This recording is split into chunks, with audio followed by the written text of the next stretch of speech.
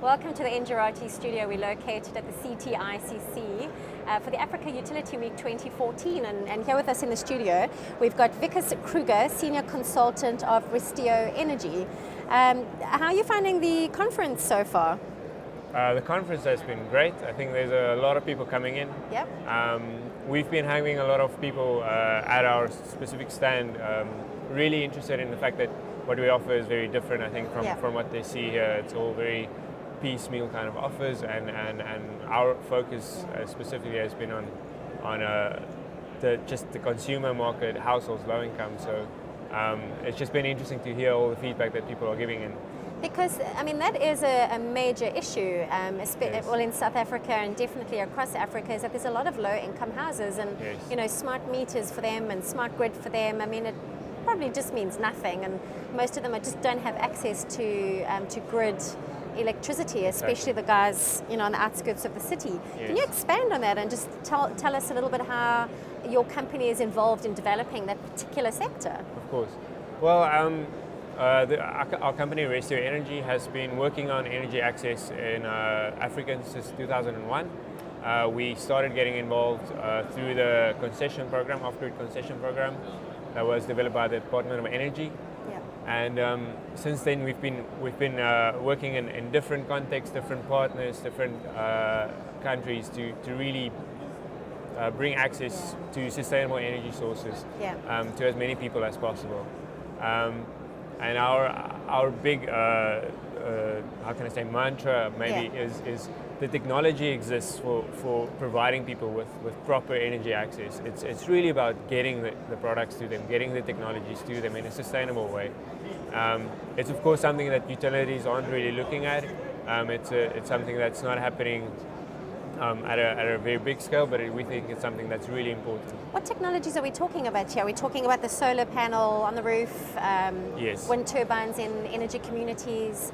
Can you just expand on the type of technology that you're introducing? Of course. Our technologies themselves are really, it's small-scale household level products, so it will be anything from really efficient clean burning wood and charcoal stoves to something, for example, like a business-in-a-box kit that we have, which is a barber kit for someone wanting to start a business in a rural area. He doesn't have access to electricity.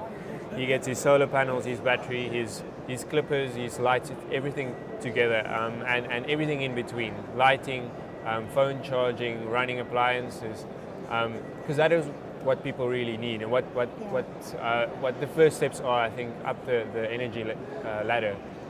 That helps him to stimulate development in poor communities. I mean, access to electricity. If you don't have electricity, you know, there's just no development really. Exactly. Now, are you selling your products to the municipalities, to the housing developers, or to people directly? Who are you focusing on? We have a range of channels that we're working with. Yeah. In South Africa, we've worked with, at national level, with the Department of Rural Development. We've also worked with different municipalities. On the other hand, we are working in for example, townships. We sell a lot of the products through network sales models, like you would get, for example, with Tupperware. Yeah. We work through retailers based in the townships, in rural areas. So we are trying as many routes as possible. Yes. This is a very new market, I think. These are new products, new technologies, just new concepts, I think. And for us, it's right now it's about finding the most efficient, most effective way to market. Okay. The technology, is it relatively well priced? I mean. Yeah. For us, it's all about high volumes, low margins. Right. To enable as many people as possible to access the products. Okay. Now, if I wanted to go off-grid and I'm just fed up with my supply, would you be able to put that kind of technology into my house? Does it come with a storage mechanism, an energy storage mechanism as well? Yes. All our products are, or the solar products are all coming with battery storage.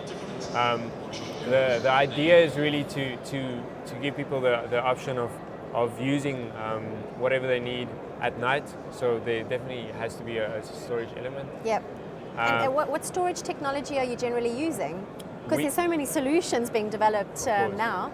It really depends on the type of application. If it's your larger systems, we're using mostly products with lead crystal batteries.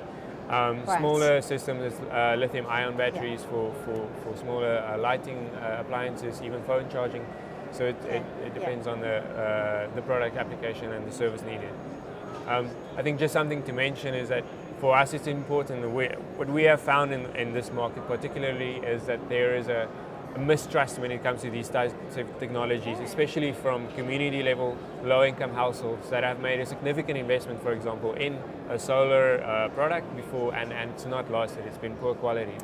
So we are working with the World Bank's Lighting Africa program that has specific technical standards, and we only carry products that meet those standards.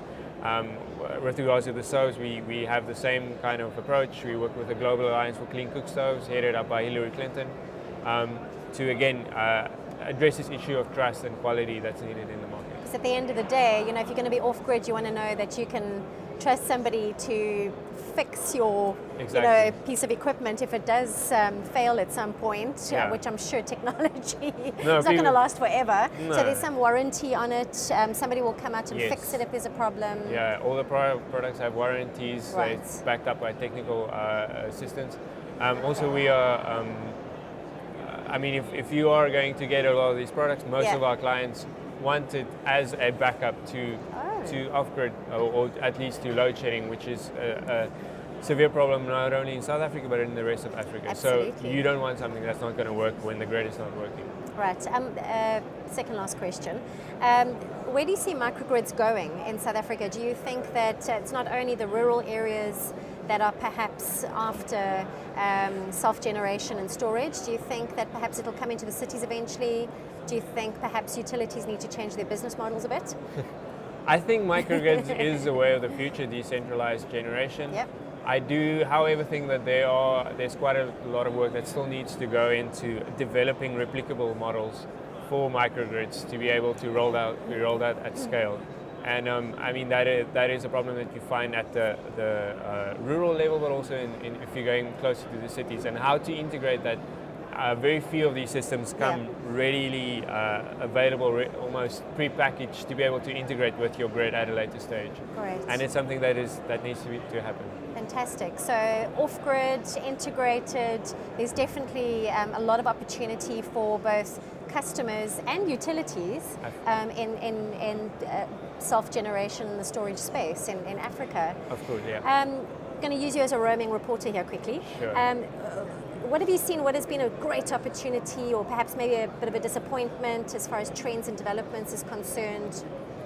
I think just from our perspective, it's interesting to see all the work and the investment going into the large-scale utility kind of generation, especially also the renewable energy space, which is exciting for us. What is a bit disappointing, I think, is the fact that it's all focused on just energy security, and we would like to see a lot more focus on energy access, which is where we think the greatest need is. So energy access. So let's hope that is the next biggest trend for going forward. Thank you so much for joining us and taking time out of your busy schedule. I hope you enjoy the rest of the conference and that you gain much success from it. To our viewers, thank you so much for joining us.